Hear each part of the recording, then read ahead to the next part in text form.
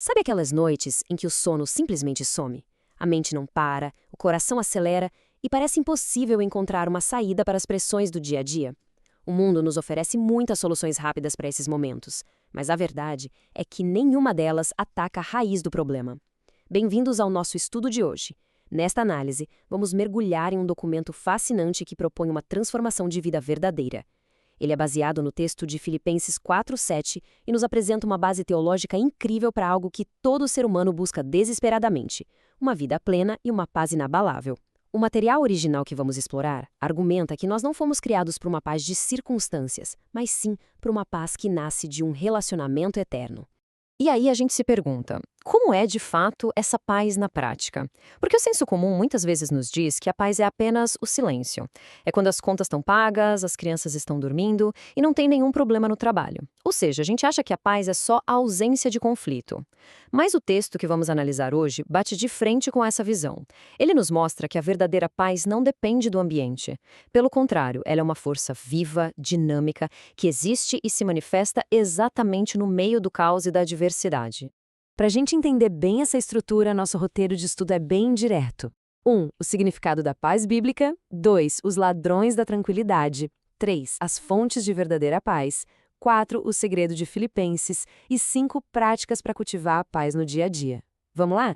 Bom, começando pela nossa primeira sessão, o significado da paz bíblica. Vamos olhar para a base de tudo isso. Olha que fascinante o contraste que o texto original faz entre esses conceitos milenares. No Antigo Testamento, a gente tem a palavra hebraica shalom. E shalom não é aquela calmaria de um lago estagnado, sabe? O profeta Isaías compara um rio que flui forte e transborda. Significa completude, saúde, harmonia total. É literalmente a capacidade de dançar na chuva, de estar inteiro, mesmo quando tudo ao redor parece desmoronar.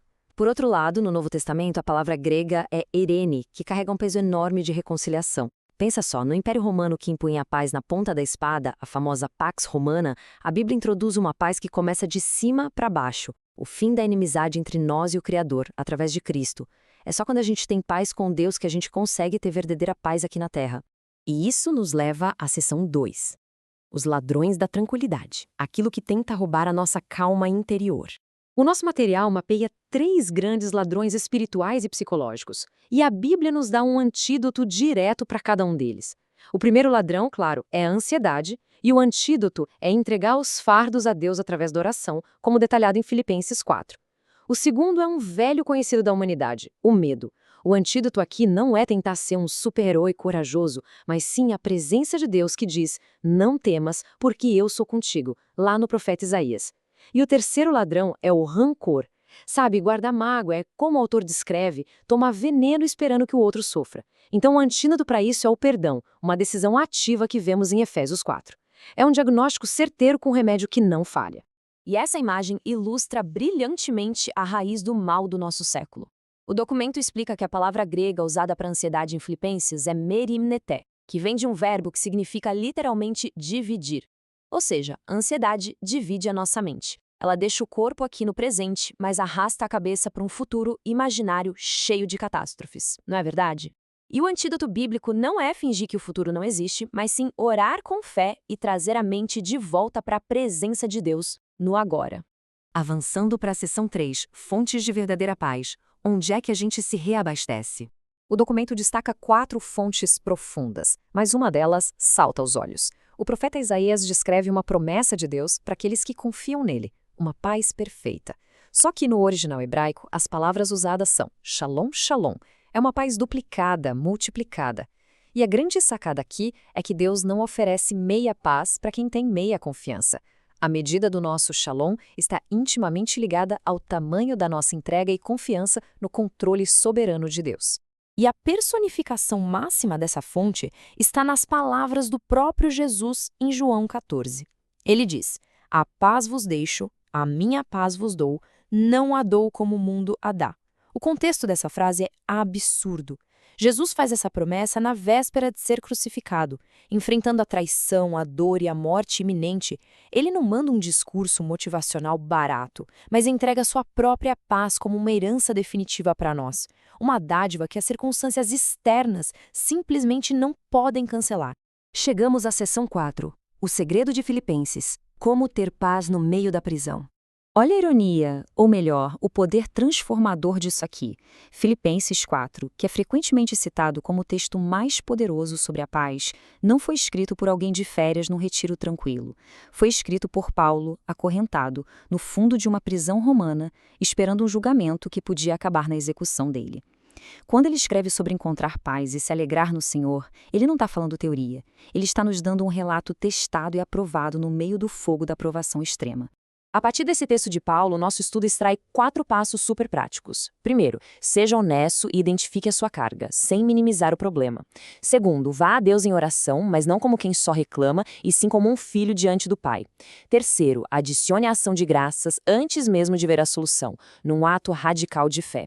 E o quarto passo é a consequência. Receba a guarda da paz. O termo grego que Paulo usa para guardará é frureu, que é uma palavra militar. A paz de Deus age como um soldado de elite, um sentinela montando guarda ao redor da nossa mente e do nosso coração contra os ataques de desespero. Então, o ponto central é exatamente esse. Essa paz não tem lógica. A expressão excede todo o entendimento, do grego uperekousa, quer dizer algo que se eleva muito acima da razão humana. Você pode estar enfrentando o pior cenário financeiro, de saúde ou familiar, e ainda assim ter uma calma inexplicável para quem olha de fora. É algo completamente sobrenatural. E a Bíblia está cheia de exemplos reais provando que essa dinâmica funciona. A gente vê Paulo e Silas machucados e sangrando, cantando hinos de madrugada numa masmorra. A gente vê Jesus dormindo tranquilo no barco no meio de uma tempestade mortal, enquanto pescadores experientes entravam em pânico. A gente vê Davi escrevendo o Salmo 23 no Vale da Sombra da Morte, não porque o vale sumiu, mas porque o pastor estava ali com ele. A paz não é uma mudança de cenário, é uma presença interna constante. E vamos para a nossa última sessão, a sessão 5. Práticas para cultivar a paz. Como manter a mente intencionalmente focada. O apóstolo nos ensina a fazer uma verdadeira dieta na nossa mente, pensar em tudo que é verdadeiro, justo e amável. A gente precisa substituir ativamente esses pensamentos de tragédia por verdades bíblicas. Além disso, praticar a gratidão radical. A própria ciência hoje comprova que o hábito de agradecer interrompe os ciclos de ansiedade no cérebro. E talvez o mais importante contra a onda de isolamento que a gente vive, buscar comunhão. Paz não é um esporte individual. Quando estamos conectados, a igreja vira um refúgio coletivo contra os ladrões da mente. Toda essa exploração nos leva a uma conclusão incrível dentro do texto bíblico. Essa estrutura toda de completude, desse shalom, não é só uma filosofia, um método de meditação ou um conjunto de regras. A paz, na verdade, é uma pessoa.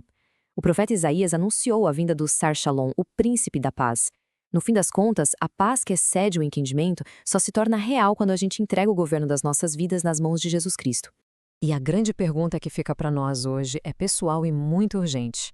Vamos escolher continuar vivendo reféns do medo? Ou vamos permitir que esse príncipe da paz monte guarda nas nossas mentes hoje mesmo?